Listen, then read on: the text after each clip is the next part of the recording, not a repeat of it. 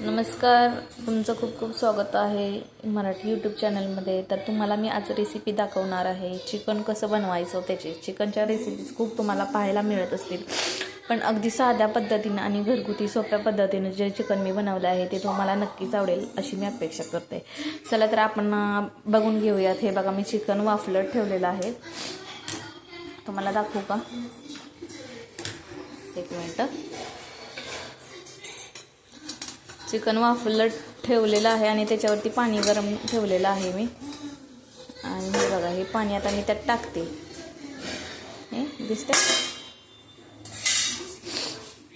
तर हे जे पाणी आहे ते गरम पाणी झालेलं होतं म्हणून मी त्याच्यात ओतलेलं आहे.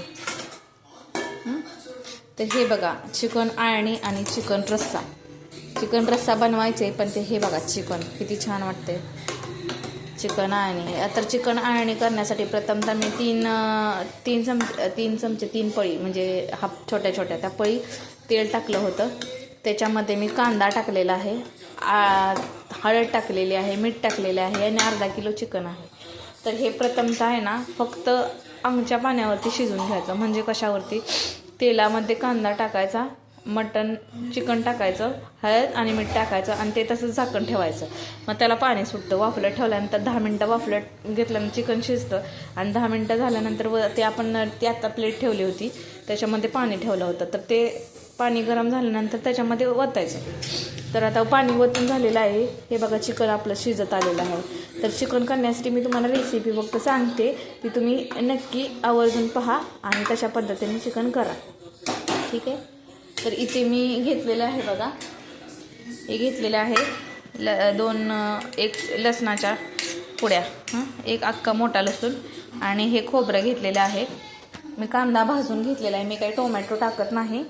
तर हा चिकन मसाला आणलेला आहे बघा मी. कोणता चिकन आहे? कोल्हापुरी चिकन मसाला. तुम्हाला कोणता चिकन मसाला आवडतो तो सुद्धा तुम्ही टाकू शकता. तर रेसिपी मी डायरेक्ट तुम्हाला सांगते. तेलामध्ये आता हे चिकन शिजल्यानंतर मी दुसरं पातेलं घेणार आहे. ते तेल टाकणार आहे. तेलामध्ये आपला कांदा, लसूण आणि कांद्याचा मसाला, तसेच तो जो आहे कांदा भाजलेला तो हा मिक्सरला बारीक करून घेणार आहे. आलं पण घेतलेलं आहे. हे बघा,